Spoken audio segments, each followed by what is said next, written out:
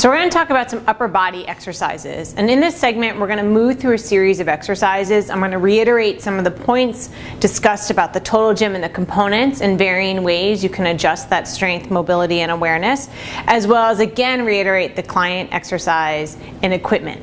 So from here, let's say you're seated forward. The first exercise you can start with is just a general low chest press or alternating shoulder flexion. You can start with just a basic short lever. Remember, things that you can do in this position are self-spot with the feet on the ground. You can move from a short lever unilaterally to bilaterally. Remember, where that stationary arm is will also affect the stabilization of that stationary arm in terms of the shoulder blade. So you might have that focus of your intention be, I really want to have this arm stay out. There you go, and just move just the left arm. You might have that as your focus is really the right shoulder, or you can have both moving simultaneously. You can take it from a short lever, so you're going to come on back and just do straight arm, straight up and down, and move it to a long lever. Transitioning in this position, you can go right into a chest press. Now, things to note about the chest press are maybe where your pulley pin placement is. Usually when it's on this inner middle position, you satisfy a lot of your patient clientele.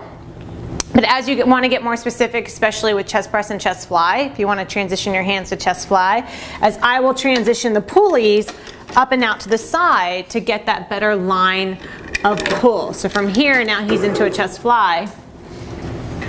And now he's a line of pull that accommodates more that of the chest line.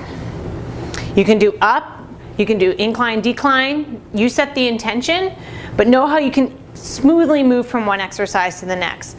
I'm going to bring the pulleys back into position. I'm going to have his feet on the floor. I'm going to leave him at that higher level. And we're going to transition to an overhead tricep press.